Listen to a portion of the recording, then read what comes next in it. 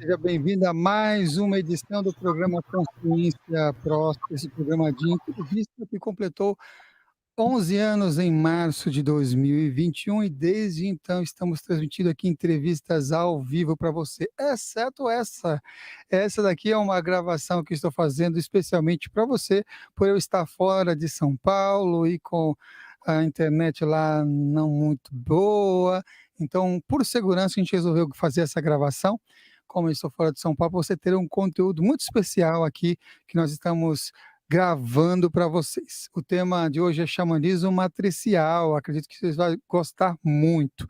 Lembrando que esse programa tem também uma conexão especial com o meu propósito de vida, que é inspirar, despertar e habilitar as pessoas a alcançarem seus sonhos mais elevados, incentivar o desenvolvimento espiritual com sabedoria, amor e respeito.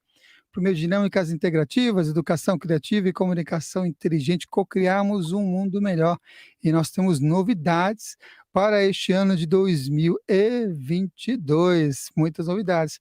Eu quero fazer um convite para vocês se inscreverem no Instagram, para vocês acompanharem a programação. Nesse daí que está aparecendo, né? Aqui desse lado, aqui, opa, aqui, ó.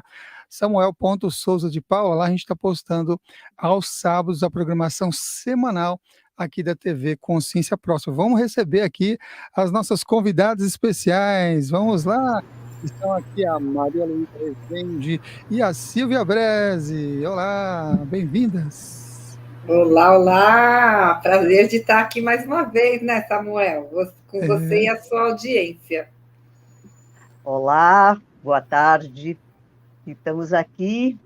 Prazer, Samuel, de aceitar seu convite. Muito bom estar aqui. Muito bom. E para quem ainda não assistiu outras participações de ambas, tanto da doutora Maria Luísa Rezende quanto da Silvia Breze, tem aí no canal, vocês procurem, pesquise, vai conhecer também muitas outras facetas e conhecimentos que ela tem para transmitir. Elas estão cada vez mais high-tech, assim, um xamanismo high-tech, estão sendo transmitidos assim por conta do distanciamento físico, né? É algo bem interessante. Fala para a gente, antes até de começar as perguntas, como é que foi para vocês essa experiência de se utilizar da tecnologia para falar sobre as tecnologias xamânicas? Um desafio, né? Um desafio, março de 2020, a gente foi surpreendido com esse lockdown. E aí a gente na Pagéia falou, e agora? A gente tem curso de formação em andamento, que acontece periodicamente, que nós vamos fazer? Aí a gente falou, vamos chamar os alunos mais novos, que são mais digitais, e vamos embora. E tivemos uma boa aceitação, procuramos nos informar melhor. A gente ainda não sabe muito, mas a gente foi aprendendo junto com os alunos, ensinando a gente em tecnologia e a gente ensinando os alunos em xamanismo matricial. Deu certo a parceria. E aí, Maria Luísa? E aí a gente tem que acreditar concretamente que tempo e espaço lineares não são reais. É na prática, na pele, né, e na transmissão da própria energia, né, da conexão e da interligação entre as pessoas, entre os corações, entre as mentes, enfim, várias dimensões, essa conexão na prática acontecendo. Então, foi um grande desafio e, ao mesmo tempo, uma gratificação. Muito bem. E a Silvia citou, né, falou da Pagéia, que a gente nem tinha falado ainda da Pagéia, mas o que é a Pagéia e qual é a proposta do xamanismo matricial e a importância da Pagéia até no movimento do xamanismo aqui no Brasil? Quem que vai começar? Então, eu vou começar por uma questão.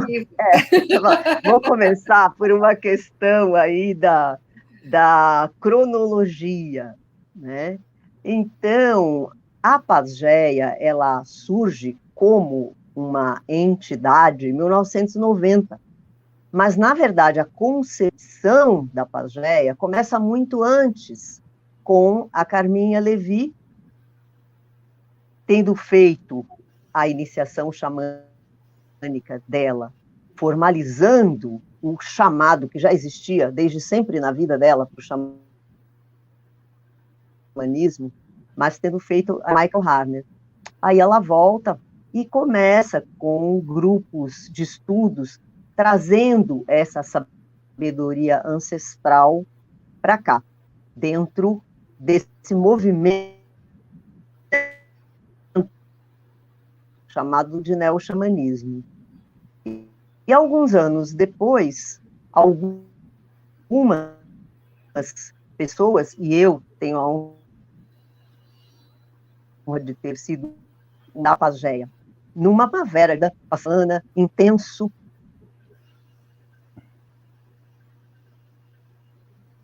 É a tecnologia, nós perdemos a Maria Luísa aqui. Já ela entra. Vamos ver se ela consegue voltar aqui. Quer Deixa eu comentar? continuar de onde ela parou. Vai lá. Então, a Maria Luísa, como ela falou, ela estava acompanhando já com a Carminha estudos xamânicos. A Carminha Levi é uma psicóloga, especialista em psicologia junguiana, é psicopedagoga, é arteterapeuta, é psicóloga transpessoal. E lá no final da década de 80, no século passado, ela já vinha estudando isso e tinha feito uma iniciação xamânica com Michael Harner na Califórnia. Quando ela volta, ela tem um grupo de alunos e pacientes que ela dirigia e fazia terapia e estava aplicando essas técnicas. E a Maria Luísa, com mais outras pessoas, que chegou aí de novo, se uniram e constituíram a Pagéia, que é esse Instituto de Pesquisas Xamânicas. Estava contando como é que foi constituído, Mary, quando você perdemos a sua conexão. Agora você pode continuar de onde você estava, praticamente.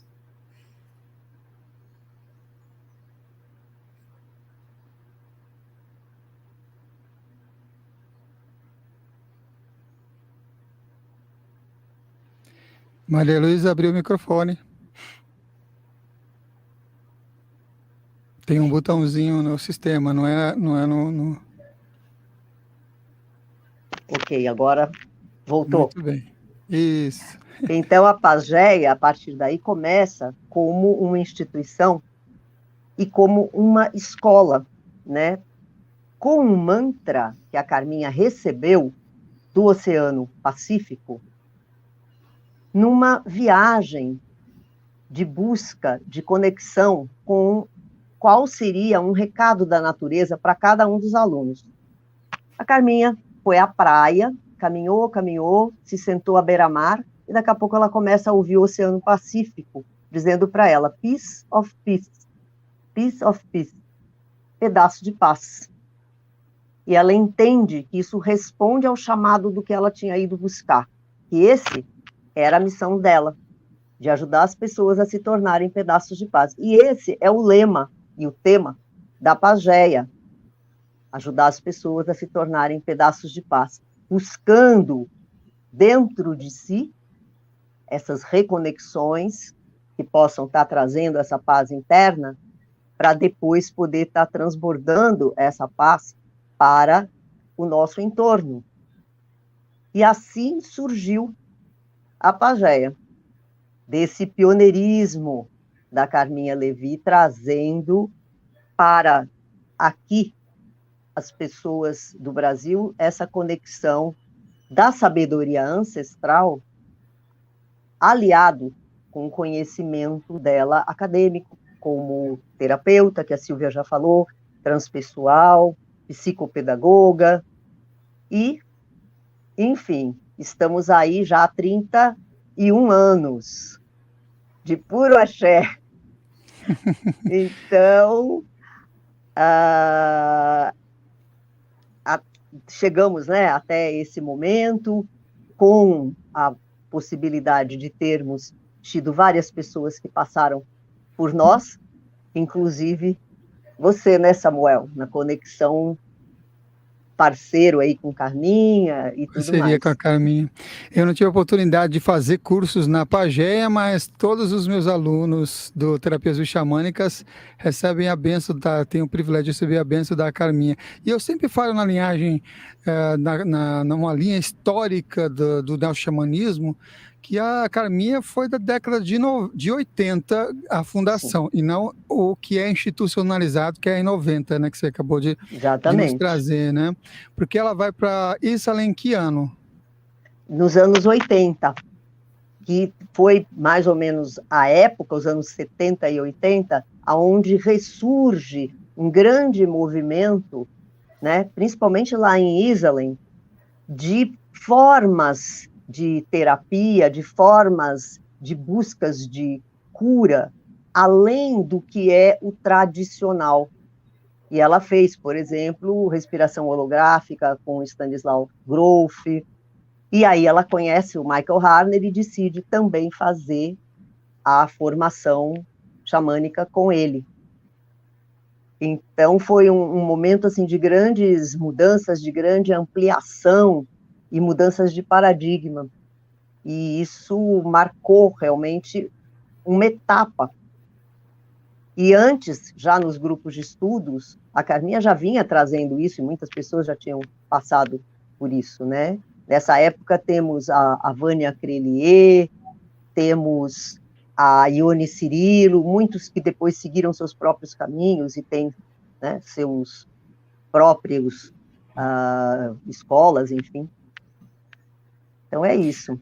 Muito bem. Ione Cirilo, vocês podem acompanhar aqui no canal que nós temos entrevista com ela. A Vânia ainda não tivemos essa oportunidade de gravar. Mas fala aí, Silvia, e xamanismo matricial? Como é que a Carminha vem trazer essa temática do xamanismo matricial? Quando eu conheci a Carminha, a escola já estava fundada, tinha 4 para 5 anos. E ela trazia uma fundamentação muito baseada na parceria e muito baseada na etiologia da palavra matriz, matricial. Então, a gente que amplamente sabia que estávamos passando aí por uma já decadência do império do patriarcado, né, que ainda existe, mas numa intensidade bem diferente do que nos anos 60, nos anos 70 e até nos anos 80, a gente foi estudando, ela foi estudando com antropologia, com filosofia, com psicologia, e foi entendendo que, através da psicologia junguiana, essa matriz do masculino e do feminino precisava ser resgatada de um modo saudável. E nas suas pesquisas, ela encontra os estudos das virgens negras e começa a trocar correspondência. Naquela época eram por cartas, com vários estudiosos que também estavam buscando respostas dessa reconexão do sagrado através dessas virgens negras, das madonas negras. Existem mais de 400 madonas negras e pontos onde essas madonas negras foram encontradas em estatuetas no mundo, principalmente na Europa, e a Carminha era uma dessas pessoas que estavam estudando mesmo, porque a Nossa Senhora do Brasil é uma virgem negra. Então, eu cheguei com essa escola já fundamentada nesta base do xamanismo matricial, que privilegia essa matriz, que privilegia o casamento dos opostos, a parceria em detrimento de um poder sobre o outro, em detrimento de um patriarcado ou mesmo de um matriarcado radical. Uma das coisas que eu percebo ser importante, é por isso que eu tenho essa atitude em relação a Carminha Levi, é que os pioneiros, eles nos inspiram, né? Eles nos abrem os caminhos para que esses conhecimentos e informações cheguem até nós. É por isso, inclusive, que no terceiro livro, o Práticas Bioxamânicas, quem vai escrever lá o prefácio é a Carminha Levi, e o pós-fácio, o Léo Artesi, que é uma outra pessoa que, assim como eu, quando foi lançar o seu livro, foi até a Carminha, pedir lá a bênção para a Carminha, para escrever Sim. também o prefácio, essa conexão. Eu acho isso de uma atitude de honra e de respeito, assim, bem nos princípios do xamanismo em si, das práticas xamânicas. Eu acho isso para alguns, eles me falam que eu sou meio antiquado, mas para mim faz todo sentido essa conexão de honrar, né? E vocês, quando Sim, vocês os falam dessa anciãos. questão de honrar os pioneiros, de que forma mais a gente pode estar honrando esse trabalho dessas pessoas que enfrentaram até muitos desafios para que esses conhecimentos chegassem até os dias de hoje com tanta facilidade agora com a tecnologia? Então, eu acho que uma forma de estarmos honrando, e isso vem muito na tradição xamânica, né, de honrar os ancestrais, os anciãos e a sabedoria que eles trazem em si. E uma forma que eu vejo de honrá-los é o poder dar continuidade, transmitindo o mais próximo dessa essência do que eles passaram para nós, para os demais, e que vem depois, né, de nós, e propagar isso. E também, uma maneira que eu considero importante é, na medida que esse conhecimento, que muitas coisas eles também têm, escrito, livros, né, que isso esteja mantido na atual tecnologia moderna, mas que seja preservado esse conhecimento e divulgado, mais amplamente divulgado. Eu acho isso uma maneira de estar honrando.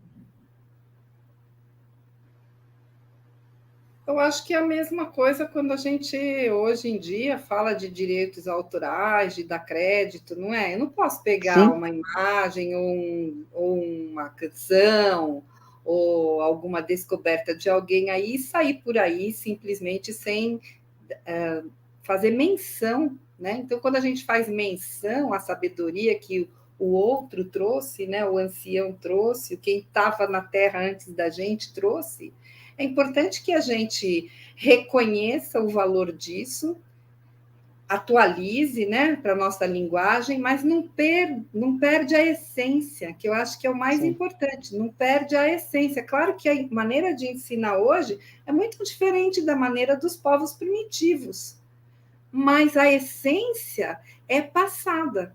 E quando a gente conserva a essência, a gente está mais fiel à originalidade, que eu acho que é importante isso. E qual é o caminho do xamã? Acho que acredito eu que deve ter chegado algumas pessoas na pajé e falaram assim, eu quero aqui porque eu quero me tornar um xamã. E aí a pergunta é, nasce um xamã ou torna-se um xamã? Fala um pouquinho sobre isso. O meu caminho é de me tornar uma xamã, né? Mas a Maria Luísa também, que estudou, ela tem uma explanação melhor dessas duas vertentes. Uhum. Eu acho, Samuel, que são as duas coisas ao mesmo tempo, né? Carminha nasceu xamã, tá? Porque ela mesmo relata que ela nasceu no Nordeste de uma maneira que se chama empelicada. Então, para algumas tradições, que depois ela veio a saber, quando ela foi estudar o xamanismo, ela veio a saber que quando uma criança nasce empelicada, isto é um sinal que aquela criança potencialmente tem a energia de se poder desenvolver um xamã, ok? E no decorrer da vida dela, a Carminha tem muito um aspecto visionário. Quando a gente fala, né, da pajé e dela ter ouvido do Oceano Pacífico, o mantra, e conceber, né, a pajéia, é esse aspecto do visionário. Isso é algo muito importante.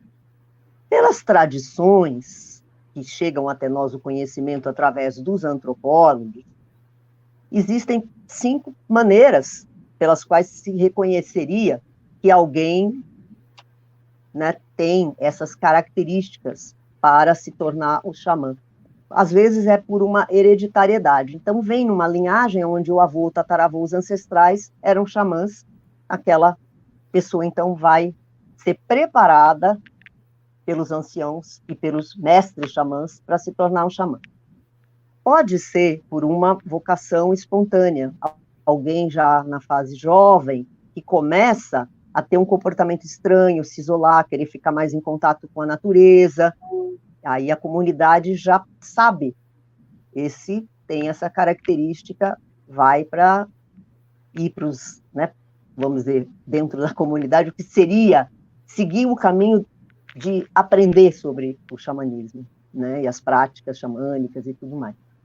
E existe também a possibilidade quando algo inusitado acontece, a pessoa sobrevive a um acidente ou a uma doença que praticamente seria impossível. Então, há um relato, eu acho que é do Mircea Eliade, que relata que um esquimó ficou debaixo da água congelada, né, por muitas horas, muito além do que seria humanamente possível de ter sobrevivido. E quando ele retorna completamente transformado. E aí esse era o sinal de que ele era o xamã para aquela comunidade. E também por decisão pessoal, que é o caso do Michael Harner, que é o caso do Castanheda, e também a Carminha, e eu, né? Eu foi por decisão pessoal, porque eu conheci a Carminha como terapeuta junguiana, depois comecei a estar nos grupos de estudos, e falei, poxa, é isso que eu estou procurando, eu quero aprender mais, eu quero praticar mais, e foi por essa decisão pessoal. Então, são as duas coisas, né? É possível se nascer xamã e se tornar xamã. E por que que isso é possível? Se a gente se basear na teoria junguiana, de inconsciente coletivo e do conceito dos arquétipos que dizem respeito a toda a humanidade, há o arquétipo do curador interno, que é o xamã. Então, como arquétipo, o xamã interno reside potencialmente dentro do nosso inconsciente profundo e pode ser desperto e trazido à consciência e, através do estudo, através das práticas, ele vai ganhando um corpo e uma expressividade na vida do cotidiano. Então, é isso que eu tenho a dizer com relação a esse tema, né, de como que se alguém se torna um xamã. Muito bem. Você citou o Carlos Castaneda como seguindo, né, a decisão pessoal, e também o Michael Harner. E já aproveitando que você citou isso, e recentemente eu gravei uma palestra, inclusive mostrando a foto da Carminha lá. Eu sempre, quando eu fazia os congressos, até no Encontro Brasileiro, sempre, toda vez, presencial ou online, eu cito a Carminha, porque eu gosto muito dela. E do trabalho dela, eu vou falando um pouquinho, eu sempre gosto de honrar as histórias, de onde é que vem, Michael Harner e tudo mais. Fala um pouco para Maria Luísa, talvez você tenha até essa informação até mais fresca, que é como que foi o movimento para a publicação do livro O Caminho do Xamã, do Michael Harner, aqui no Brasil. Olha, esse ponto eu já não lembro muito bem, não, tá? Eu sei que existia, vamos puxar pela memória, existia uma livraria muito importante em São Paulo, né? Na Alameda Lorena. E havia lançamentos, Zipac, havia lançamentos de livro e tudo mais. E o lançamento do livro foi lá, na versão em português, porque em inglês ele já existia há bastante tempo. O lançamento do livro aconteceu lá na Zipac, né? E foi um evento que várias pessoas que já tinham uma certa ligação com o xamanismo puderam, então, ter essa oportunidade de ter em mãos, e de uma forma muito mais ampla aqui no Brasil, os conhecimentos trazidos através da experiência do Michael Harner como antropólogo, na experiência dele em tribos, uma vivência, vamos dizer, concreta, mas que ele alia ao conhecimento dele acadêmico de antropólogo e põe numa linguagem que uma pessoa deste século, que não é nem mais esse, já era o século passado, do século XX, poderia absorver, entender e praticar, sem ter um preconceito, vamos dizer assim, de que aquilo era algo, vamos dizer assim, primitivo, e sim considerado um tesouro, uma sabedoria ancestral que os povos originários são os guardiões até hoje, e que alguém foi lá, viu aquilo, considerou aquilo uma grande sabedoria e traduziu para uma linguagem que, para nós brasileiros, não é assim, nós brasileiros já temos uma visão, né, mais abrangente, menos preconceituosa com as questões, principalmente que envolvem a parte espiritual, né? Aceitamos com mais facilidade. Mas imagine naqueles anos 70, né? Nos Estados Unidos, uma mentalidade bem diferente da nossa, de brasileiros daquela época. Foi um fato heróico, né, de levar para dentro da academia, inclusive. Bem legal. E outra coisa que eu citei até lá uma palestra, na verdade, para o Fórum de Magia da Tânia Gori. Então, eu palestrei lá eu gravei para esse fórum de magia, que inclusive vocês depois pesquisem se vocês quiserem. E eu frisei algo importante, que tem a mão da Carminha Levi nesse livro, porque a revisão técnica é da Carminha Foi dela, Levi. né? Uhum. Ela que vai abrir as portas para esse livro chegar aqui e alcançar outras pessoas, porque na década de 80, Carminha Levi aparecia no programa de TV, aparecia em programas de rádio, foi lá naquele programa do Gasparetto Terceira Visão, que ele tinha um programa de TV, então muitas outras aparições, Carminha propagando, né, esses conhecimentos, assim, eu acho isso bem bacana. Você falou sobre arquétipos e nós temos aqui a Silvia, que gosta também muito dessa questão do arquétipo.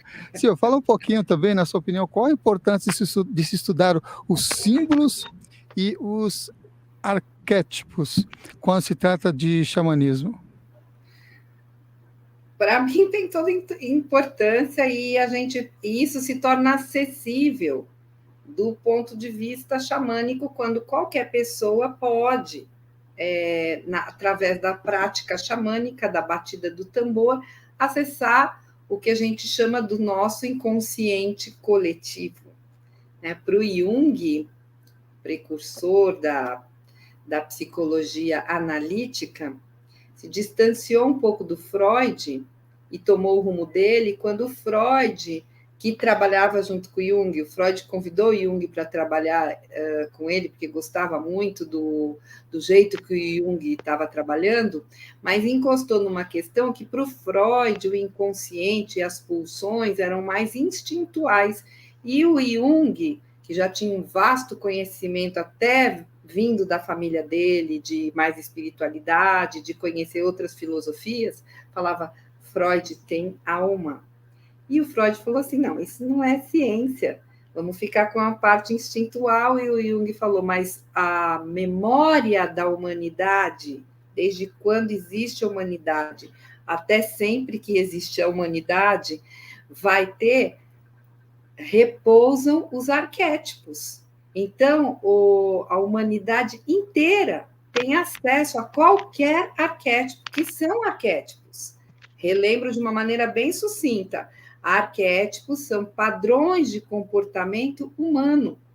Então, em qualquer linguagem, de qualquer tempo, a gente vai entender o que é um sedutor, o que é um avarento, o que é uma donzela, o que é uma Cinderela, o que é uma bruxa, o que é uma fada. Essas nomenclaturas são padrões de comportamento humano em qualquer linguagem, em qualquer cultura. Cada um a sua moda, mas a forma se constitui nesse padrão arcaico, nesse padrão arquetípico que é pré-existente. Então, quando a gente vai estudar xamanismo, praticar xamanismo, nós vamos beber da fonte arquetípica, para a gente encontrar quais são os arquétipos que nos norteiam, que nos regem, seja através de um mecanismo de sombra mais limitante, seja através de um mecanismo mais luminoso.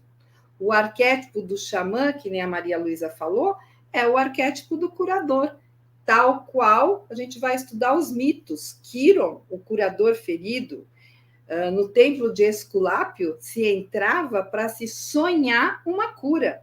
Então, esse mundo onírico, esse mundo arquetípico, esse mundo sagrado, reconectado com as energias que os índios colocam como espírito, também é tudo a mesma coisa. Então, dentro desse universo que nós, facilitadores xamânicos, atuamos, unindo a psicologia, a antropologia, a arqueologia, as religiões, as artes, as expressões poéticas, artísticas, e um pouco de loucura também. E como que você recomendaria para as pessoas estudarem essa questão dos símbolos ligados a esse caminho? Que recomendações você traria? Você tem um panorama de que está inserido dentro do próprio caminho a questão dos arquétipos e os símbolos. Se eu fosse estudar os símbolos, o que você recomendaria para essas pessoas que estão nos acompanhando? Nós temos vários estudos de símbolos prontos, né? Temos até um dicionário de símbolos. E já foi muito popular falar dos símbolos nas revistas, nos jornais e talvez nos meios mais alternativos. O que eu aconselho é que a gente, ao encontrar um símbolo que toca a gente de alguma maneira, a gente poder sempre estar contextualizando o que significa isso para mim hoje, no meu contexto de vida, né? E não pegar simplesmente a definição do símbolo lá no dicionário e aplicar ipsis literis, porque os símbolos, eles são máquinas transformadoras de energia, então a gente precisa meio que decodificar, a gente precisa meio que explorar o enigma que o símbolo encerra para a gente. Quando a gente pratica xamanismo lá na Pagéia, o xamanismo matricial, a gente abre o nosso coração e dentro do nosso coração tem uma rosa, que ao abrir a rosa a gente sempre encontra um símbolo. O que significa esse símbolo? Significa uma história inconsciente do nosso momento atual. Então, quando Jung colocava lá atrás que existe um processo de individuação que se começa a viver a partir da metade da vida, ou seja, da meia-idade, né? E meia-idade é muito relativo, mas a gente entende que aí, quando a gente está começando essa fase depois dos 40, depois dos 50 anos, a gente vai passar por esse processo de individuação, onde a gente vai dar sentido para a nossa vida e buscar qual é o contexto que a gente está inserido. Muitos símbolos podem fazer um caminho, se você começar a perceber, se você começar a anotar seus sonhos, se você começar a perceber do que é que você gosta, se você começar, não de coisas, mas de símbolos. Quando você começar a desenhar ou pintar, ou ter um recorte, ou você está sempre olhando aquilo lá, nossa, aquilo lá está sempre o símbolo do infinito está sempre me acompanhando, por exemplo. Qualquer vez ou outra eu vejo frequentemente esse símbolo. Então, o que significa isso para você? Contextualizar na sua história de vida é dar sentido ao símbolo. Muito bom, olha aí, boas dicas, anotar sonhos, trazer para as inspirações, né? Várias coisas muito práticas que podem ser realizadas. No xamanismo matricial, bom, já tem diversas formas de trabalhar nas rodas, né, as rodas de medicina em si. Mas no xamanismo matricial, como que se relaciona as 4 direções e o que representa as 4 direções e o centro dentro desse estudo da Pagéia no xamanismo matricial? Eu e a Maria Luísa conversamos um pouquinho. Vai falar lá, querida. Eu vou falar e depois a Silvia complementa. Dentro do xamanismo matricial, a tradição xamânica que chega até nós através dos antropólogos, dos estudos que vêm dos povos originários, ela é incluída. Então, nós trabalhamos na Pagéia seguindo uma orientação da Ângeles Ariens, que no livro O Caminho Quádruplo, ela também é uma antropóloga, ela fez um grande estudo com diferentes populações e chegou a uma conclusão, vamos dizer assim, de qual era a determinação do leste, oeste, norte e sul mais comum, e nós seguimos essa orientação dela. Estou falando isso porque, em algumas tradições nativas, existe uma alternância com a relação de como nós na Pagéia colocamos o oeste e o norte, o elemento, né? O terra e ar. Mas a essência é a mesma, né? Nós, sim, trabalhamos as direções, todas as vezes que abrimos, seja um curso, seja um ritual, nós sempre honramos as direções sagradas, incluindo o acima, o abaixo e o meio.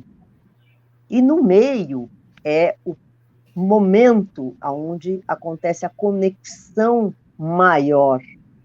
Nós, como humanos, com a nossa dimensão humana e a nutrição que vem da Terra, e a nossa dimensão divina, e a inspiração que vem da nossa dimensão divina mesmo. Então, aí, esse encontro acontece no nosso coração, que propicia essa abertura do coração. E o xamanismo é também chamado o caminho do coração. Então, para estarmos com esse coração pleno, aberto, com as 4 câmeras dele plenamente funcionando, é esse momento de ritualizar, né, as direções e essa conexão céu e terra é muito forte, é muito presente sempre. E aí eu gostaria que a Silvia falasse um pouco desse ponto do centro relacionado com a psicologia e com a nossa dimensão egóica. Bem legal. É verdade, a gente honra e abre o que a gente chama de portais, em que todo o mundo xamânico reconhece, do leste, do sul, do oeste, do norte, formando uma mandala, que também é um símbolo que o Jung trouxe, que converge sempre para o centro. E no centro a gente olha para cima, convencionalmente, o céu mora as energias sagradas, e olhamos para baixo, aonde nós temos a solidez da Mãe Terra. Então, Pai Céu, Mãe Terra, e o meio, aonde nós estamos, onde o nosso ego realiza, materializa, manifesta a missão de alma. Então, quando a gente fala isso, é uma alquimia onde o processo se dá de forma consciente, ou seja, o nosso ego, a minha identidade toma parte desse processo de maneira consciente. E com isso eu posso participar, não só misticamente, mas cotidianamente das decisões que a minha alma e os meus instintos manifestam. Entendendo tudo dentro do coração, que é um órgão destinado ao amor, a maior energia de cura e de felicidade que nós humanos conhecemos. A gente já vai falar sobre animais de poder, mas antes ainda, a gente citou aqui a Carminha várias vezes, a gente nem falou que ela tem livros, a gente falou que ela fez a revisão técnica do Caminho do Xamã, mas que a Carminha tem livros. Vamos fazer um panorama dos livros publicados da Carminha antes de prosseguir para falar dos animais de poder? Sim. O primeiro desses livros se chama A Sabedoria dos Animais, que ela escreveu junto com Álvaro Machado. E esse livro tem uma característica muito importante, né? Eu não tive uma participação direta dele, mas muitos meus colegas da época tiveram. Esse livro da Sabedoria dos Animais, ele foi realizado em viagens xamânicas, aonde um grupo de pessoas iam visitar aquele animal, todo mundo ia visitar o mesmo animal e aprender que o xamanismo é, vamos dizer assim, o método da experiência direta. Então, todo mundo ia visitar um determinado animal e colhia uma informação que vinha para aquela pessoa. Todas as informações colhidas, então, foram consideradas, e Carminha e Álvaro teceram o texto falando daquele animal, unindo tudo isso de uma maneira que fosse um relato, que fosse como contando uma história, né? Um trabalho artístico, vamos dizer assim. Mas a fonte do que está ali, do que cada animal fala de si, é através dessa experiência direta. E esse foi, então, o primeiro livro, A Sabedoria dos Animais. Junto com essa experiência, com essa pesquisa de campo xamânica, também tem toda uma literatura de zoologia, acho que é zoologia zoologia e mitológica acerca de cada animal. Então, é um livro extremamente rico, lá dos anos 90. E o segundo? Segundo livro... É o da Madonna Negra. Madonna Negra, que vem junto com as cartas. Você leia o título, por favor, Silvia. Xamanismo Matricial, as cartas sagradas da Madonna Negra e do Divino Espírito Santo. A Carminha recebe umas lâminas com alguns desenhos de presente para ela fazer o que ela quisesse. E a Carminha também é artista. Ela pinta, ela tem essas iluminações maravilhosas. Então, ela pega esses desenhos e, inspiradoramente, ela direciona cada desenho para um atributo, ou para um atributo da Madonna Negra, ou um dom do Espírito Santo. E depois disso, ainda coloca animais de poder do séquito da Madonna Negra, que estão sempre acompanhando a Madonna Negra. E aí ela determina tudo isso e vai criando um baralho xamânico com os dons, atributos da Madonna Negra e seus animais. Dons do Espírito Santo, atributos da Madonna Negra e seus animais. Então, nesse casamento, de novo, nessa parceria, esse livro da Madonna Negra com as cartas saem. Ela recebe e intui como são as jogadas, e a gente sempre usa esse baralho para uma guiança ou um aconselhamento xamânico na nossa vida. Quer falar algo sobre o livro, Maria Luísa? Eu estou separando aqui algumas cartas, que estava aqui com ele na mão, tá? Então, só para ilustrar, não sei se dá para ver. Essa é a carta da cura, que é um dom do Espírito Santo. Essa é a carta da concórdia,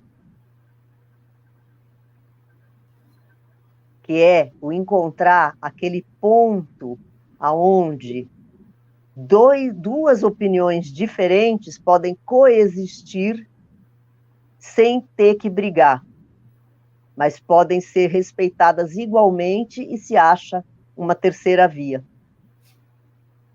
E dos animais, que você falou que daqui a pouco a gente vai, né, mencionar, esse aqui é a carta do animal dourado. Então, junto com o livro, vem as cartas, e a Carminha e a Silvia, elas também têm essa questão do oráculo, de para alguma situação na sua vida, você poder usar essas cartas para receber uma orientação. Então, esse dom a Carminha tem e a Silvia tem. Não é o meu dom, não. É por isso que eu estou falando. E a Silvia começou esse chamado dom de sintonia com as cartas? Quando, assim, como é que foi esse seu chamado? No dom de estar perto da Carminha. Umas 40 semanas por ano nos últimos 25 anos. Eu queria muito aprender com ela. Eu já tive a oportunidade de fazer entrevista com você e todo mundo sabe, eu sempre conto a mesma coisa. Que quando eu encontrei a Carminha pela primeira vez, eu falei, nossa, eu já sei o que eu quero ser quando crescer. Eu quero ser uma profissional que nem essa mulher, que para mim unia a fome com a vontade de comer.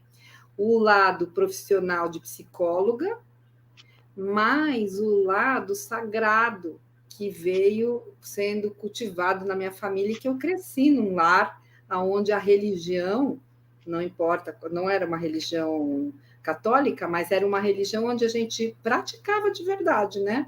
Meus pais eram mormons, se converteram mormons quando eu tinha 6 meses. Então, quando eu falei que eu queria ser que nem ela, né? Metaforicamente, eu queria aprender com ela, eu realmente fiquei do lado dela. Falei, o que nós vamos estudar? Ela falava, vem aqui que a gente vai estudar. E eu fiquei do lado dela, todas as semanas a gente estudava. E pela identidade profissional, a gente acabou criando cursos juntos, e eu fui aprendendo com ela, e a gente estudava junto, e quando ela lança esse livro, ela me dá as cartas e fala para eu estudar também. Então, eu fui estudar, fui fazer, a gente foi colocar o oráculo em todas as reuniões que a gente faz de diretoria na Pagé, a gente usa.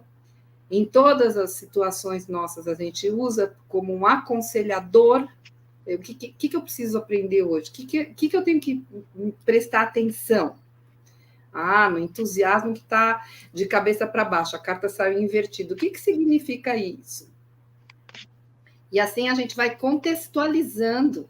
Não é só um jogo divinatório, é um jogo de pesquisa interior. E quando a gente vai pesquisando a gente interiormente, a gente vai se autoconhecendo sem máscaras. E aí a gente vai percebendo qual o caminho que a gente faz, e qual o caminho que o nosso ego às vezes gosta de fazer, e qual o caminho que a nossa alma gosta de fazer. Às vezes precisa fazer negociação, nem tudo é tão simples. Então é importante essa lapidação dentro de você mesmo, lá do seu daimon, como dizem na psicologia junguiana. Acessar o daimon.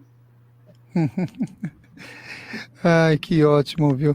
E a Maria Luísa, você já era médica quando você conheceu Carminha? Já era médica há algum bom tempo também. E aí, eu vou tentar fazer aqui um paralelo, que é o seguinte: eu já era médica e médica homeopata. Então, vamos dizer assim, essa dimensão de olhar para doença e cura mais abrangente, eu já carregava isso comigo, né? Eu vim de uma família onde meu pai era médico homeopata e meu tio, irmão da minha mãe, também médico homeopata, um no Rio de Janeiro e meu pai aqui em São Paulo. Então, eu cresci dentro já da homeopatia. Aí fui me formar médica, pensei em ser cirurgiã, e aí, enfim, depois resolvi que eu queria estudar psicossomática, fui buscar o que tinha na época de psicossomática. Era poucas pessoas que estudavam, até que um dia eu fui assistir um curso de um colega do meu pai, que veio dar um curso aqui em São Paulo, e permitiu a entrada de alunos de medicina, e não só médicos formados, alunos já de 5º ano para frente. E eu fui assistir às aulas, fiz esse curso com ele. E aí eu falei, mas homeopatia é psicossomática, eu estou esperando o quê? Aí me dediquei a estudar a homeopatia. Quando eu entro em contato com o xamanismo através da Carminha, isso respondeu ao meu chamado da espiritualidade sem a conotação de estar ligada a uma religião formal, mas sim a possibilidade dessa reconexão com o religare, com a dimensão do sagrado trazida para o seu cotidiano e você podendo também, para você ter esse contato, né, com o sagrado em tudo que está ao seu redor, porque para o xamã tudo é sagrado. A planta, a água, a montanha, a terra, a outra pessoa. E respondeu a esse meu chamado interno de trazer a dimensão espiritual para vir fazer parte desse contexto e poder, então, ter essa abrangência maior de cuidar corpo, mente e espírito. Então, foi assim. Muito bom. Fazer aqui um pequeno adendo antes de falar do terceiro livro, né? Que em 99, e aí eu descobri isso anos depois, eu não sabia em 99. Em 99 eu já dava aulas, eu fazia parte de grupos e tudo mais, de desenvolvimentos espirituais ligados à mediunidade, desobsessão, essas cerimônias ligadas mais também no espiritismo e em outros lugares. E eu estava dando aula sobre esses pensamentos xamânicos e eu fiquei tudo contente, porque eu falei, nossa, olha só que legal, eu vou colocar bio na frente, porque tem a ver com vida, porque eu gostava da palavra bio, né? Já sempre gostei da palavra bio e tudo mais. Aí, anos depois, eu fui descobrir por causa do Marcos Fraga, de que a Maria Luísa já tinha utilizado o termo bioxamanismo, e eu utilizava o termo bioxamânicas, por isso que eu lancei o livro Práticas Bioxamânicas. Eu não sei que ano que foi que a Maria Luísa usava, mas o Marcos Fraga, ele falou que ele ouviu pela primeira vez bioxamanismo pela Maria Luísa Rezende. E eu lá, aí eu falei, nossa, eu pensando que eu tinha recebido um nome legal, que era o Bioxamânicas, assim, lá em 99, e já tinha outras pessoas, no caso a Maria Luísa Rezende, pelo menos pelo que o Marcos Fraga falou, que já utilizava desse termo, né? E o livro Prático... o livro Práticas Xamânicas é o terceiro livro que eu comentei, que a Carminha escreve o prefácio e o Léo escreve o pós-fácio. Então, eu queria comentar isso, porque agora, nas aulas do curso de formação em terapias bioxamânicas, depois que o Marcos falou, que ele falou, eu acho que foi em 2015 que eu fiquei sabendo. Olha só quantos anos, hein? Anos depois. Aí eu coloco nas aulas que eu falo, tinha outra pessoa que falava de bioxamanismo aqui no Brasil, e era a doutora Maria Luísa Rezende, né, que falava lá na página. Você chegou até a dar curso de bioxamanismo, pelo que o Marcos falou, não foi? Sim, foi. Olha, foi no tempo de quando a gente foi a primeira vez, Silvia, para Teresina, fazer a formação lá. Né? E dos módulos chamava... Já. Faz tempo. Um dos módulos era bioxamanismo, manutenção energética, corpo, mente, espírito. Olha que legal. Então, eu lembrei agora, quando você está falando, eu lembrei porque tem a apostila, inclusive, desse curso. O cronograma e tudo mais. Bom, muito bom isso. Faz o quê? Quanto tempo que eu já ministro o curso? Já tem 22 anos. Tem 22 anos já que já ministro cursos nessa trilha xamânica.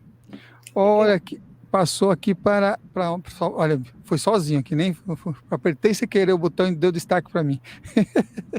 Mas vamos lá. Até o seu corpo já sabe como é que faz.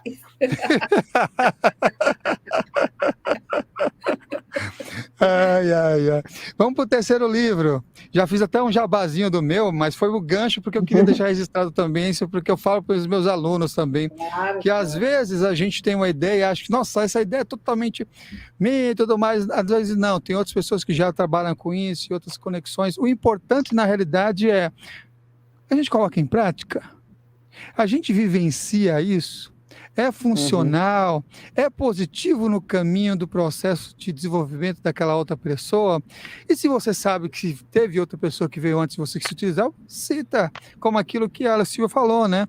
Honrar também lá os direitos autorais ou de quem teve esse recebimento, porque de verdade, se a gente está falando de junguianamente mesmo, né, os arquétipos e tudo mais, a gente somos agentes. Somos agentes de canalização desses conteúdos todos e estamos transmitindo para um processo evolutivo. Mas estou filosofando demais. Vamos aí para o terceiro livro. Não, mas olha só, esses eventos que a gente pode chamar de sincronicidade, eles acontecem realmente porque a memória coletiva da humanidade está registrada lá. né, no inconsciente coletivo. E no nosso campo mórfico, né, nós estamos tudo no mesmo caldeirão, né? Fazemos parte da mesma sopa. Então, a gente pode acessar coisas sem que a gente saiba. Quando eu conheci a Pageia, eu fui porque meu vizinho, que era médico homeopata, doutor Hélio Lana, ele conhecia a Maria Luísa porque foi colega de classe de medicina da Maria Luísa e conhecia a Carminha, e ele me levou, nem sabia de Maria Luísa e nem sabia de Carminha. Ele falou assim: não, vou te levar num lugar que você vai gostar, já que você é psicóloga e gosta dessas coisas. Ele falava assim, dessas coisas, essas outras abordagens, eu vou te levar num lugar que você vai gostar. E dito e feito, eu adorei, sou grata ao Hélio. E estou aqui, estou lá na Pageia, estou aqui, né, na minha casa, mas desde sempre que eu conheci a Carminha, eu falei, é isso, é isso. Falou no meu coração, sabe? Fez um sentido de psicologia e espiritualidade. E só contando uma curiosidade, nessa época da faculdade, eu e o Hélio éramos muito amigos, e um dos assuntos era conversar sobre os livros do Castanheda, porque ambos gostávamos de ler os livros do Castanheda e conversava. E com os outros colegas da própria turma e outros médicos, era um assunto um pouquinho difícil, né, na época, de conversar. Não era comum, achavam assim meio estranho, mas a gente compartilhava dessa afinidade pelo Castanheda. Né? E aí, tempos depois, eu falei para ele da Pageia, da Carminha, ele foi realmente dar uma palestra lá sobre florais brasileiros.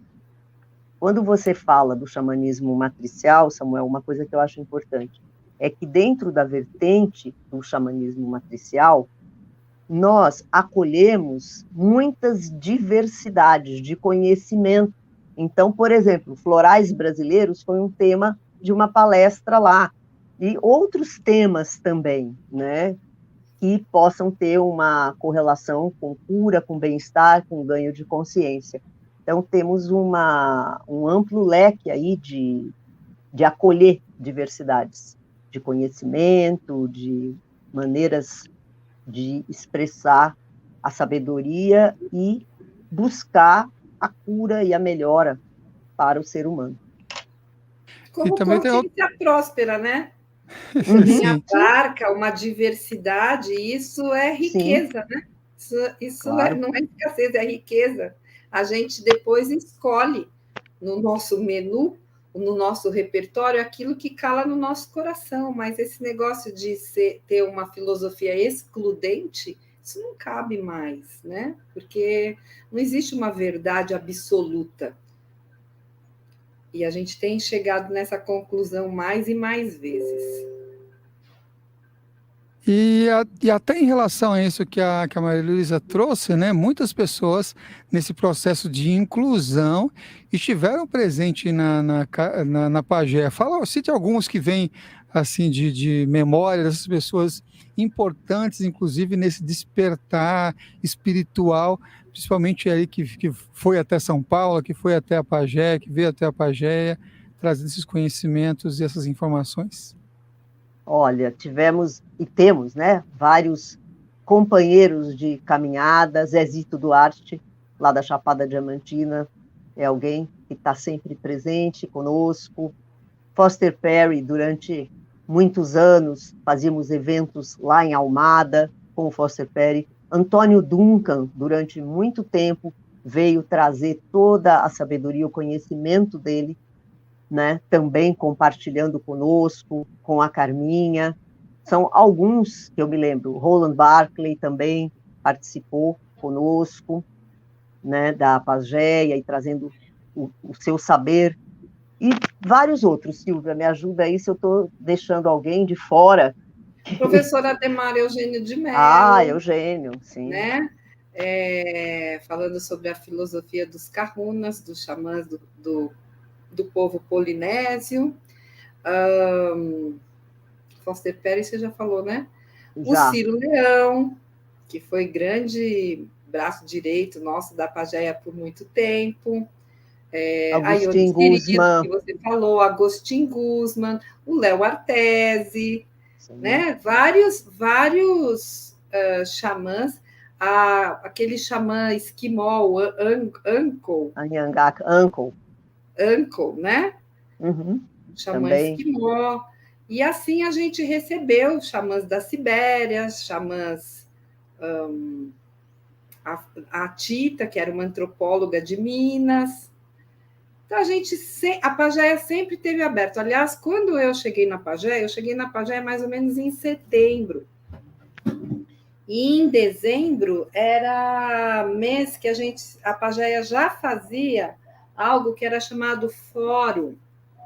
Então, nesse fórum, daquele ano que eu entrei, teve o Fórum da Liberdade. E vários representantes de vários caminhos espirituais estavam sentados na mesa discutindo sobre felicidade, espiritualidade, saúde, bem-estar, conexão com o sagrado. Tinha um rabino, tinha um padre, tinha um pastor, tinha uma mãe de santo, tinha um antropólogo, que era a Tita, inclusive, tinha a xamã, que era a Carminha, e depois era formado a Sandra Pega, que era uma mãe de santo,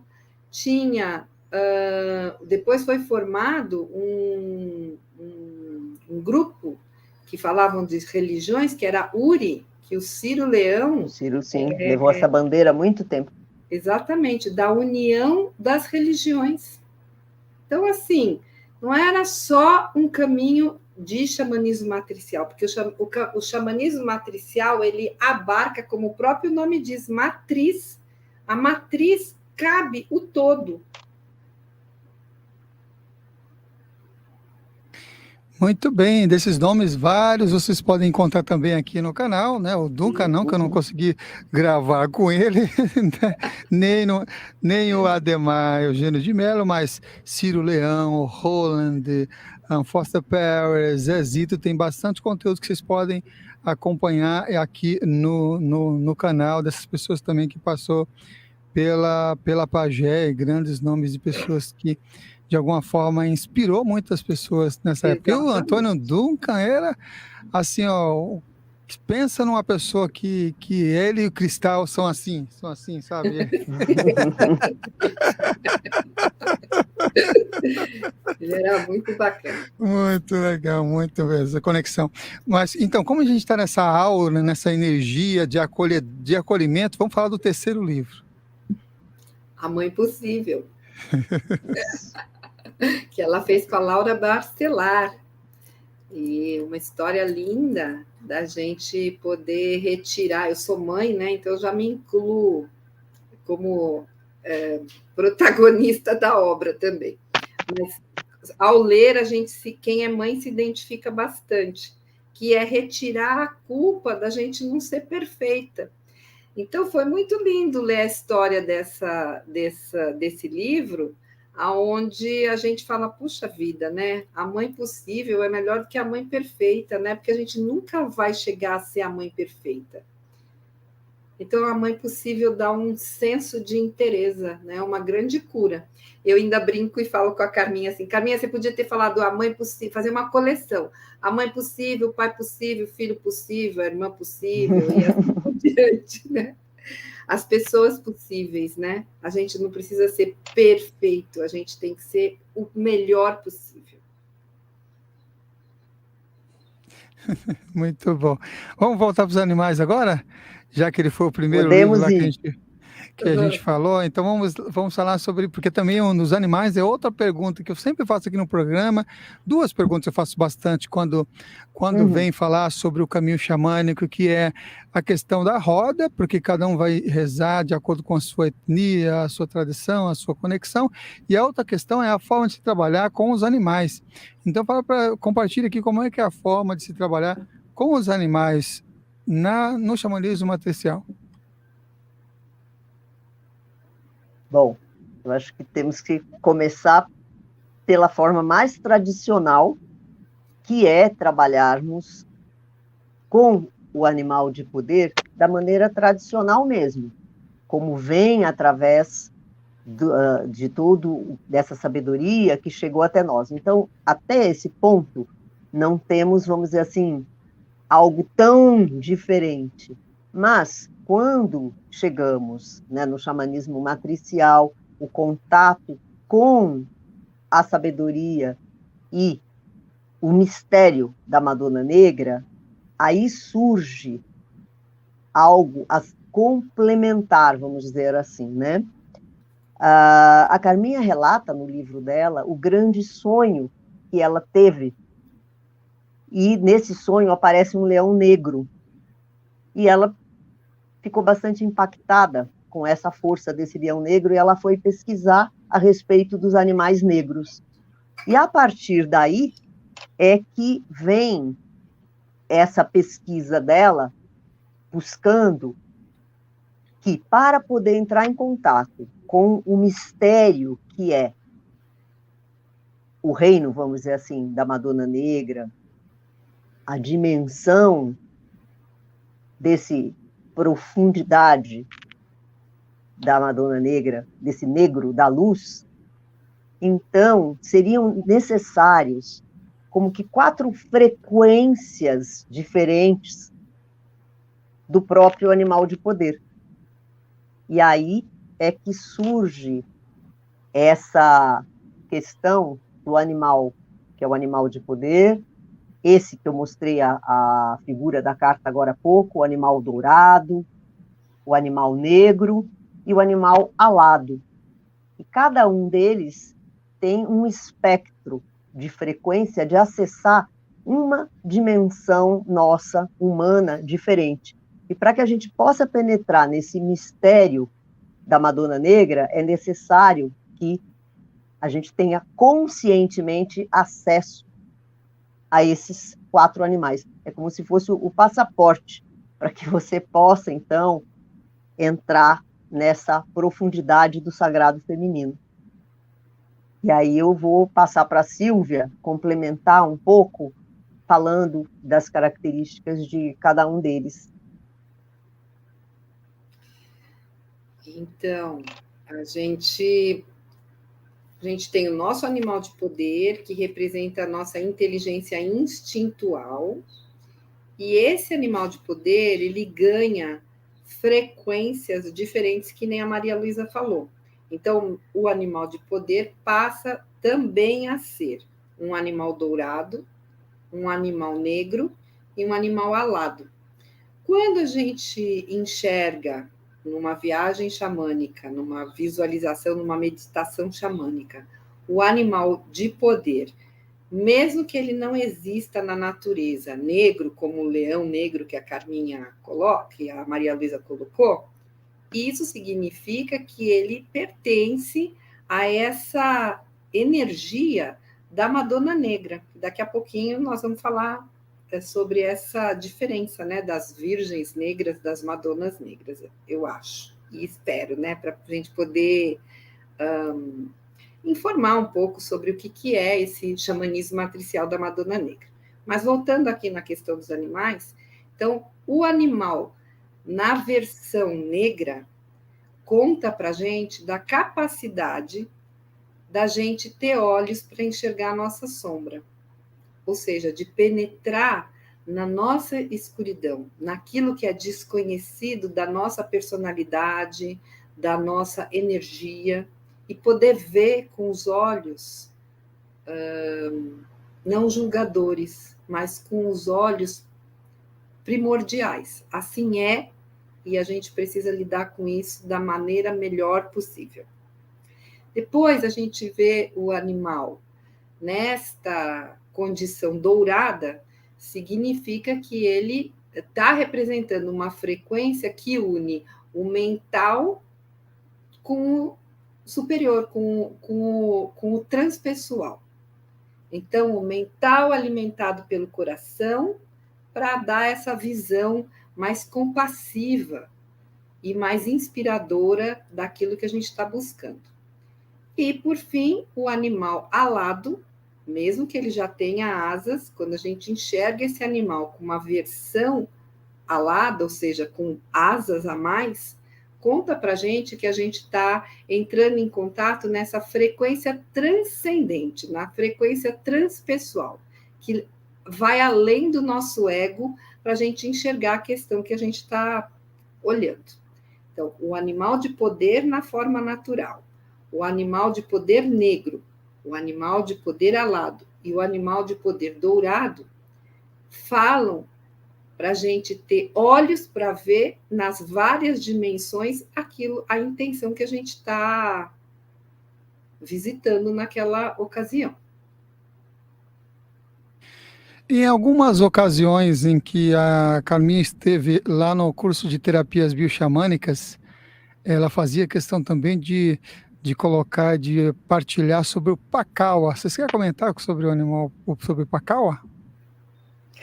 Posso falar do Pacaua. A Carminha foi também, nesse caminho do xamanismo matricial, um passo além. Então, ela, desde sempre, teve comunicação com os pleiadianos, com os povos das estrelas também, e com os pleiadianos, e recebeu diretamente assim, ensinamentos, recebeu diretamente algumas informações. E com o passar dos anos, ela foi codificando e colocando de uma outra maneira. E então, dentro, né, do xamanismo matricial, temos também algo que se chama xamanismo cósmico, aonde entramos em contato com os seres estelares e a sabedoria que eles trazem.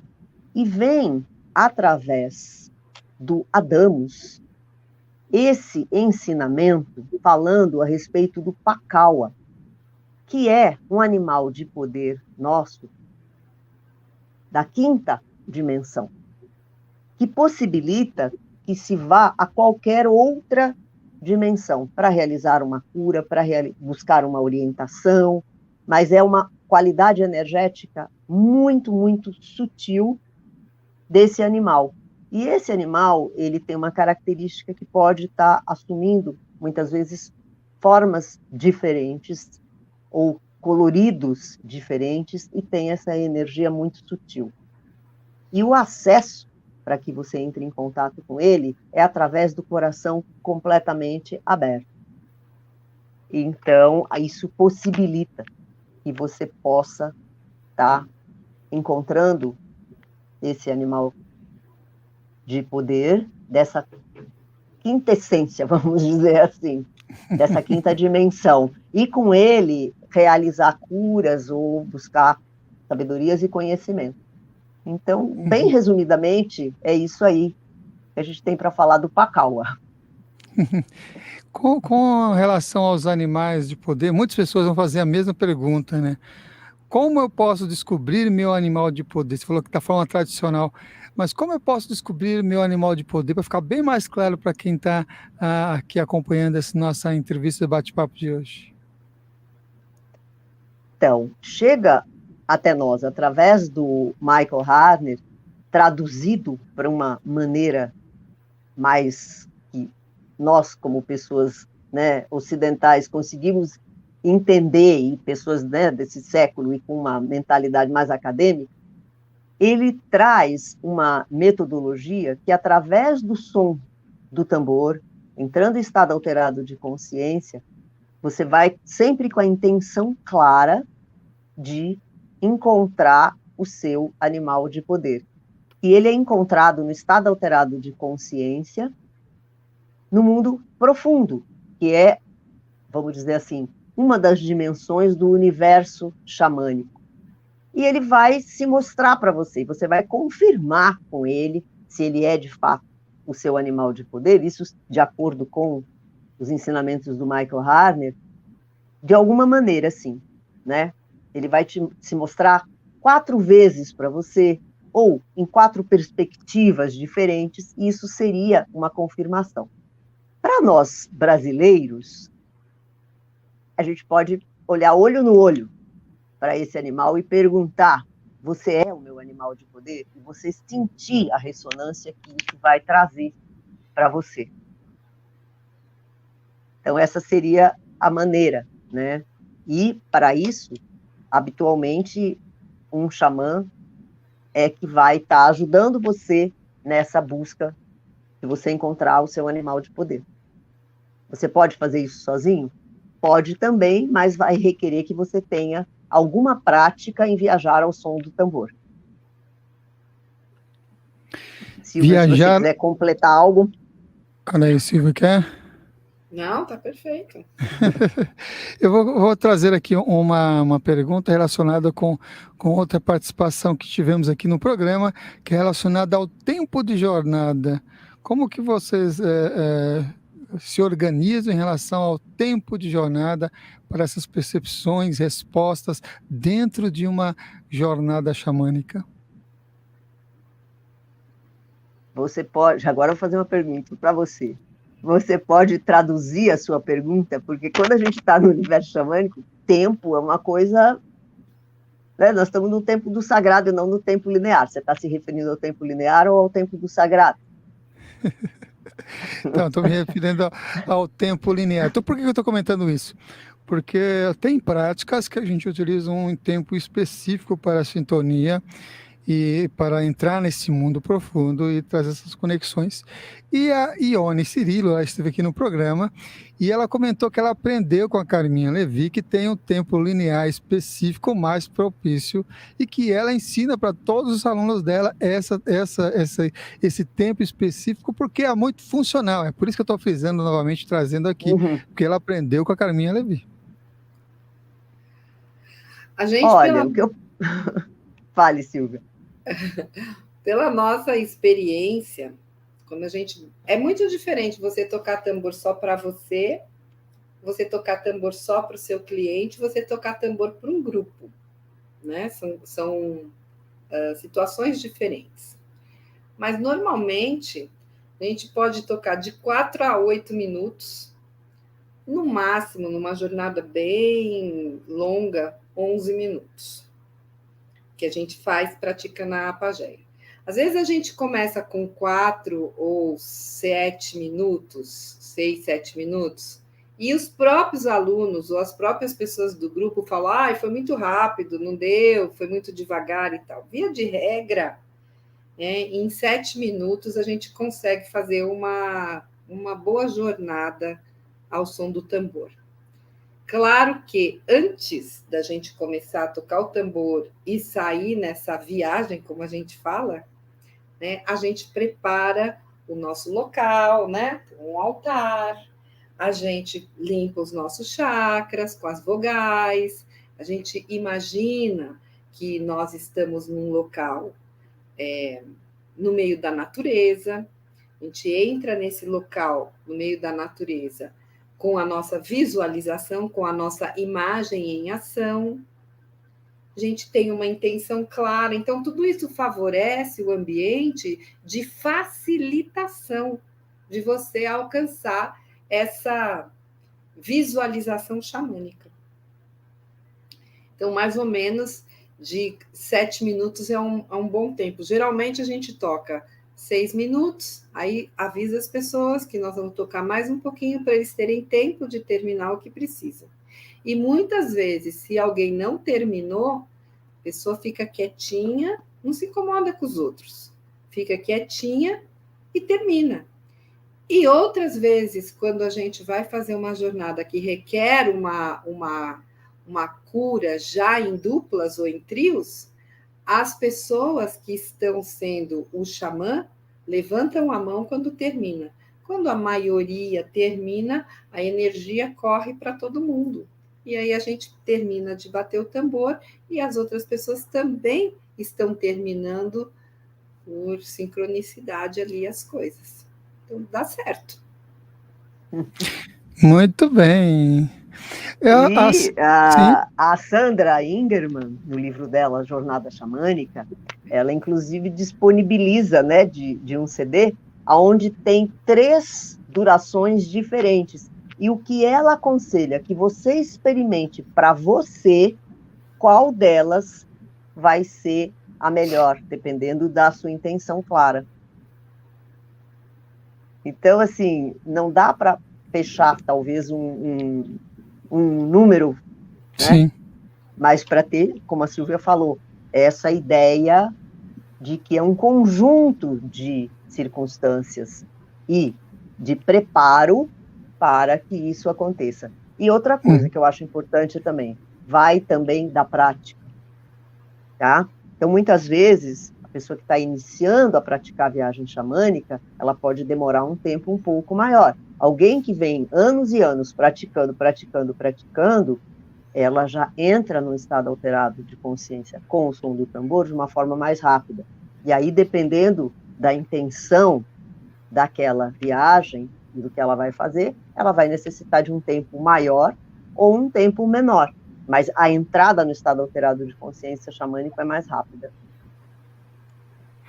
Muito bem. E a Maria Luiz citou aqui a Sandra Eggerman, aqui no canal Pesquise depois que terminar, só depois que terminar, hein? Sandra Eggerman, aí você assiste a nossa entrevista com a Sandra Eggerman aqui no canal. Também é uma pessoa queridíssima, nossa, de um coração fenomenal, gosto muito também do trabalho que ela desenvolve. A Silvia trouxe aí essa questão histórica, né? A questão histórica, falando sobre o xamanismo matricial, esses movimentos, esse desenvolvimento. Qual a diferença entre a grande mãe e a grande deusa?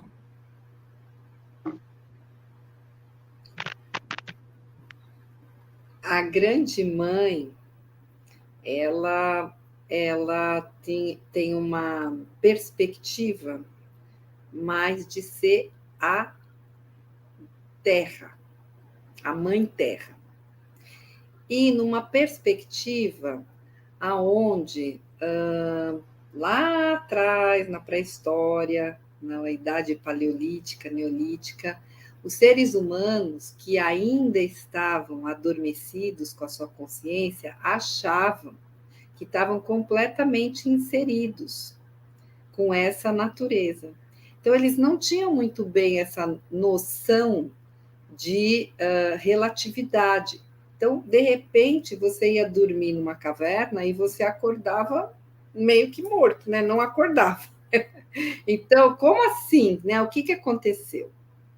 De repente, a sua colheita, um ano era super promissora e no outro ano não era. Como assim? O que aconteceu? Esses seres achavam que a mãe estava brava e estava castigando. Então, tinha esse princípio que precisava estar sempre agradando a Mãe Terra para que ela não voltasse a sua ira contra os seres. E aí eram exigidos sacrifícios de sangue. Com o passar do tempo, o movimento mágico, o movimento do divino foi despertando nas pessoas e elas entenderam que da grande mãe passa para a grande deusa, aonde o sagrado feminino tinha uma atuação. E o que se pedia era não um sacrifício de sangue, um sacrifício de morte, mas sim um sacrifício de aspectos que você deveria deixar de lado para você se comprometer mais com esse caminho sagrado. Então, nesse sentido, a grande mãe passa para a grande deusa, que depois é ainda fragmentada para a gente entender as várias aparições da mesma energia. Mais ou menos isso, de uma forma bem resumida. Maria Luísa também pode ajudar um pouquinho. A Carminha fala dessa transição, né, desse culto da grande mãe como o esotérico com X e a mudança com esse ganho de consciência que, através até mesmo dos xamãs, a humanidade alcança, para uma forma, como a Silvia falou, mais transcendente, mais sutil, que é a grande deusa, no culto esotérico com S. Então, a Carminha pontua muito essa diferença.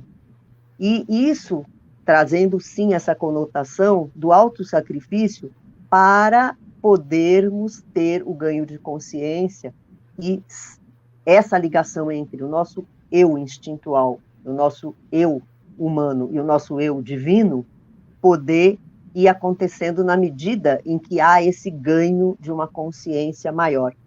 E aí, essa necessidade, então, do autossacrifício, o autoconhecimento para poder abrir mão de determinadas características, seguindo esse processo evolutivo, né, da consciência humana, isso através, assim, de muito tempo, a consciência humana foi evoluindo. Não foi uma coisa rápida, levou, né, algumas eras. Uma das questões que estiveram presente aqui é essa relação, né, das conexões espirituais com nossas conexões humanas. Inclusive, nessa última fala da Maria Luísa, ela vai estar frisando essa questão também do pessoal, do divino, do animal, ali tudo junto, nessa conexão que nós formamos. Mas existe um conceito que é bem presente, principalmente nas questões vivenciais do autoconhecimento, que é a questão da criança interior.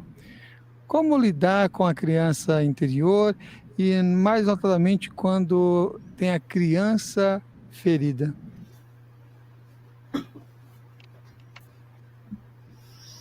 Bom, estamos falando de um arquétipo, né? O arquétipo da criança ferida, o arquétipo da criança interior. Então, de uma forma arcaica. O que significa isso? Significa que, embora adultos, temos dentro de nós, além da nossa memória infantil, temos esse arquétipo da criança, que não é só ferida. Também tem a criança inocente, a criança divina, a criança feliz, né? A criança dependente, a criança visionária e assim por diante. Então, nesse contexto, quando a gente olha para a criança enquanto arquétipo, nós estamos olhando para o começo da nossa evolução espiritual aqui na Terra como seres humanos, o começo da nossa vida.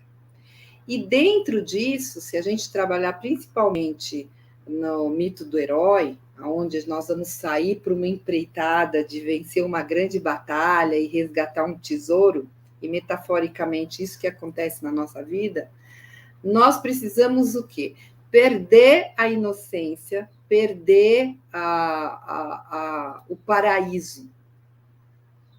Quando a gente sai fora do paraíso e realiza que nós vamos ter que empreender o nosso trabalho interno e ninguém mais vai poder fazer isso pela gente, a gente muitas vezes se encontra abandonada. E de acordo com esse abandono, dá muita raiva, traz muita mágoa, fecham-se as possibilidades de você entender momentaneamente, e aí você pode estar fixada nesse padrão de comportamento, onde você fica muito bravo, porque o outro não te dá. Sai do pensamento mágico e começa a ter que lapidar a sua própria evolução, tanto psíquica, quanto espiritual e quanto física. Dói crescer. Então, é nesse aspecto que é considerado olhar para essa criança ferida para saber que somos adultos e que podemos dar conta da nossa criança interior, educando, dando limite, dando amor, satisfazendo as suas necessidades e explicando o que acontece que a gente já pode tomar conta da gente mesmo e assim evitar continuar em relacionamentos abusivos, continuar negociando afeto, né, tendo que ser bonzinho ou tendo que ser malzinho por causa de X ou Y questão. Então, essa questão de cuidar da criança interior e acolher a criança ferida tem a ver da gente dar conta dos nossos aspectos psicológicos e espirituais, para que a gente possa ir ganhando autonomia e libertando a nossa alma para passos mais sofisticados, mais importantes, não sei, mas passos mais além, vamos colocar assim. Muito bem.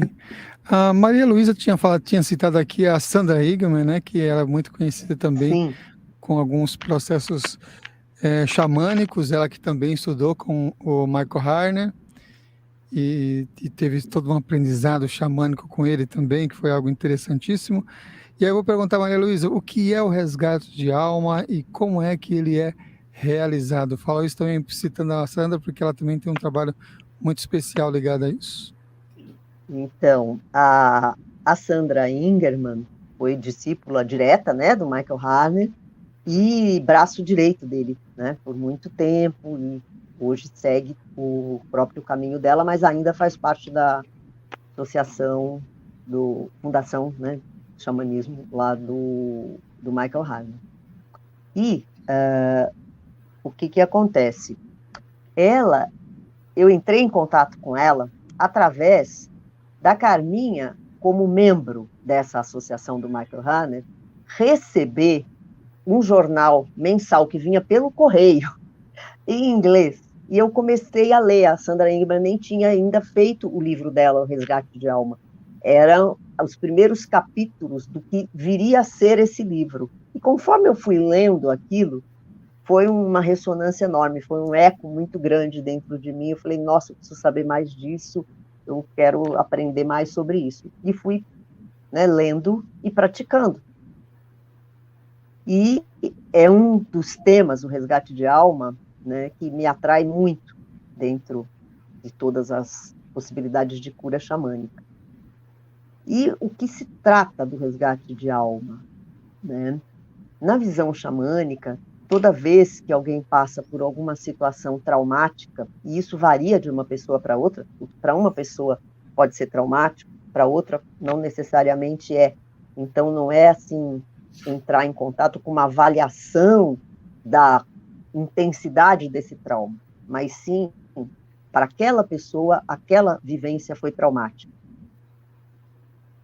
Para poder sobreviver àquela dor, uma parte daquela pessoa, da inteireza dela, sai daquela situação, né? Se desprende daquela situação. E para o xamã, essa parte não está somente no inconsciente, mas sim ela está como que vivendo numa outra parte dentro do universo xamânico, numa outra realidade, num outro tempo e espaço. E cabe ao xamã poder acessar aonde é que essa parte se encontra e poder chamar de volta para a pessoa essa parte que se afastou. Para quê? Para resgatar a inteireza daquela pessoa. Porque fica uma lacuna dentro da inteireza dessa pessoa.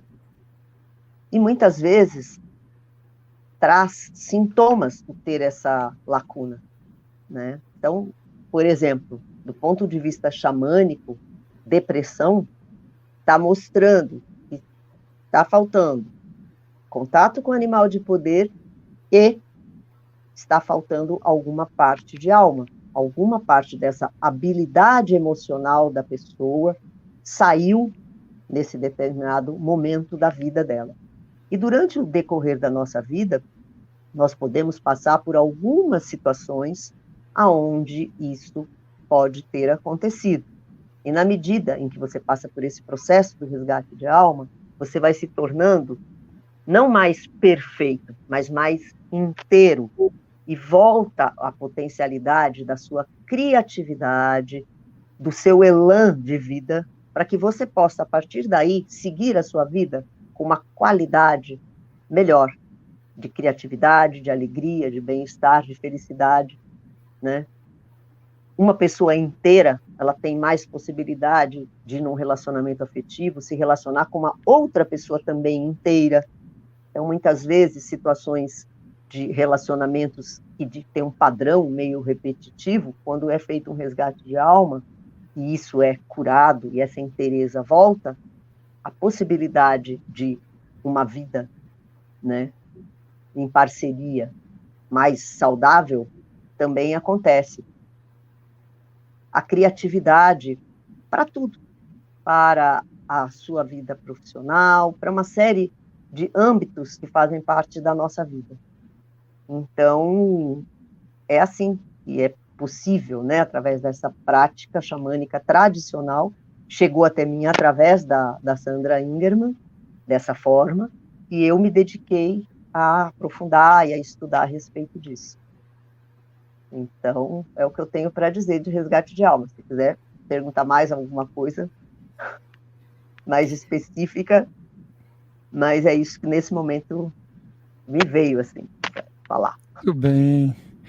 Eu E a queria falar Silvia? uma coisa importante que a gente tem, inclusive está escrito no livro da Sandra Ingemann, e que eu, enquanto psicóloga, posso, e xamã, né, e facilitadora xamânica, posso dar meu depoimento assim do que eu acho que como isso é importante. A psicoterapia, ela ajuda a gente a organizar as nossas ideias, os nossos sentimentos e as nossas ações. Ela traz um contexto onde, a princípio, se tira o julgamento e a gente olha a gente como a gente é, tendo muita compaixão e muito respeito por nós, e depois a gente vai. Não é linear, né? Que as coisas acontecem ao mesmo tempo. Mas a gente vai organizando e ressignificando a nossa vida. É muito legal fazer psicoterapia, eu acho que todo mundo deveria fazer, para a gente ter uma noção melhor de quem a gente é de verdade, né? Não só das máscaras que também fazem parte da gente, mas também da nossa essência. Mas se está faltando uma parte de alma, como que a gente pode estar na psicoterapia cuidando desse aspecto? O aspecto não está em casa. Então, eu acho isso assim de uma metáfora tão bonita. A psicoterapia pode ajudar todas as partes que estão em casa, mas as que não estão. Aí só com resgate de alma, da gente convidar essa alma, e às vezes a gente tem que fazer umas intervenções xamânicas para essa parte poder voltar e se integrar à nossa inteireza. Aí a gente segue com o processo psicoterápico com bastante qualidade. Muito bem. Aí eu vou chegar aqui para uma outra pergunta relacionada ao xamanismo matricial, que é de que forma que pode se integrar, né? Já que a gente está falando de integrar almas, pedaços de almas, né? De que forma a gente pode integrar a cultura afro-brasileira com o ou como é que essa integração pode ser feita no xamanismo matricial? Maria Luísa quer falar? Eu vou falar um pouco e depois você também complementa. Então, assim, quando a Silvia, né, falou das várias faces, né, das virgens negras que se mostraram em todas as regiões do mundo, muito também na Europa, em outros locais. Então, essas virgens negras, elas trazem essa qualidade ligada à grande deusa, desse feminino sagrado. E dentro do panteão africano, a correlação é com Oxum.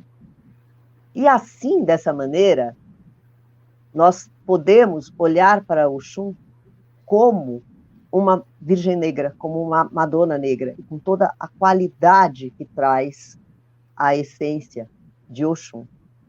Então, nesse momento, nesse ponto, é que chegamos, né, nessa integração, vamos dizer assim, dentro do panteão dos orixás, através de Oxum como uma representação também da Madonna Negra. E ela tem inúmeras outras representações dentro de todas as culturas que nós temos conhecimento. Então, era isso que eu queria complementar. Agora, eu vou contar uma experiência que é do Roland, mas ele conta e eu acho interessante. Quando ele veio ao Brasil, lá atrás, e ele já conhecia a Carminha, lá de Islém, eles foram colegas lá de Islém. E aí foram para Almada. E nessa ocasião, a Carminha e o Ian precisavam reformar lá a Almada e estavam tendo uma dificuldade de carro, de transporte. E o que aconteceu? A Carminha e o Ian ganharam um sorteio da capitalização e puderam comprar uma perua S10 que possibilitou as reformas necessárias, porque dava para carregar tudo que precisava. E exatamente nessa ocasião, então, eles foram com esse carro até Almada e o Roland foi junto. Aí pararam em Aparecida para reverenciar a Madonna Negra, que tinha trazido esse carro para que pudesse ser construído lá em Almada o santuário da Madonna Negra. Então, na face de Nossa Senhora Aparecida. Aí, quando chegaram lá em Almada, primeiro, para entrar no portão, se fez a reverência e se pediu licença para Exu. Entraram na propriedade. Aí foram até a cachoeira de Oxum e reverenciaram Oxum na cachoeira. E depois, Carminha tinha recebido um galho de árvore colhido lá na praia de Almada, que ela, olhando para ele, era o Deus Pan. Então, reverenciaram o Deus Pan. Isso só para ilustrar, né, o como é que dentro do xamanismo matricial é possível de integrar todas essas outras maneiras e formas de energia, compondo essa grande tapeçaria. Era essa história que eu queria contar. Agora a Silvia pode complementar também falando. O que eu vou falar depois dessa história linda, né? Na tradição africana, Oxum é a deusa, é o orixá das águas doces. E a gente sabe que sem água doce a gente não vive, né? E então ela é a detentora da vida. Também é considerada a mãe terra, porque tem um espírito vivo, uma natureza viva, e ela sabe a hora de ser mais doce e a hora de ser mais firme. O que quando a gente se conecta com o Oxum, nós estamos nos conectando com as grandes mães, que são chamadas Iabás, que cuidam de todos os seus filhos indistintamente. Indistintamente. Nossa, às vezes me dá um bolo na boca, eu não consigo falar. Mas esse amor incondicional que as mães detêm com seus filhos não tem nada a ver com como ela pode educar os seus filhos. Então, não é ou isso ou aquilo, é e isso e aquilo. Dessa forma, já foram encontradas várias representações de Madonas negras, mais escurecidas por estarem em lugares mais ocultos, mais mergulhadas dentro da terra, dentro dos rios, dentro das cavernas, dentro das árvores. E todas têm uma representação de vida e de morte, porque faz parte do grande ciclo. Vida e morte faz parte de um grande ciclo. E Oxum é detentora desse mistério. Então, quando a gente fala no xamanismo matricial, une todas as coisas, é porque o caos precede a luz e o caos é a mãe. Naturalmente, é a mãe, é o feminino que materializa o que o espírito inspira. Então, nesse ponto de vista que a gente segue explorando os nossos mistérios, as nossas profundezas e também os nossos aspectos mais sutis, mais iluminados, com a mesma reverência, com a mesma aceitação, com o mesmo não julgamento. São partes que precisam ser olhadas com consciência por nós, seres humanos. Muito bem, a gente vai chegando aqui ao final dessa nossa entrevista de hoje, nosso bate-papo com a Maria Luísa Rezende e a Silvia Brese. e eu vou passar aqui os recadinhos e depois voltar para cada uma delas para passar uma mensagem final. Bom, como está na sequência aqui, eu vou colocar então Maria Luísa e depois fecha com a Silvia, já que ela faz parte da fundação da Pagéia, então vamos seguir essa sequência. Primeiro a Maria Luísa, aí depois a gente fecha com a Silvia e aí vai subir a vinheta. Quero agradecer a todos vocês que nos acompanham até agora. Se você gostou aqui, curta e compartilhe com outras pessoas. Se não está inscrito no canal, se inscreva. Agora, se você já está inscrito, então você já curta aí e compartilhe também com os amigos esses conteúdos. Lembre-se também de vir lá no nosso Instagram para ver as postagens de toda a programação semanal aqui da TV Consciência Próspera, sempre trazendo alguém, pessoas, condutores, facilitadores, lideranças ligadas à inspiração espiritual e esses caminhos de despertar de novas visões e perspectiva de vida. Quero super agradecer vocês, agradecer aqui a Silvia e a Maria Luísa, e aí nós vamos então agora com a Maria Luísa para transmitir uma mensagem final para nós. Então, a minha mensagem final, primeiro, é agradecimento ao Samuel pela oportunidade, né, de estar aqui e pela iniciativa dele, desse canal de comunicação, trazendo a possibilidade de mais pessoas poderem entrar em contato com todas as coisas que ele traz aqui e apresenta, buscando uma melhora de vida, uma ampliação do bem-estar para todos.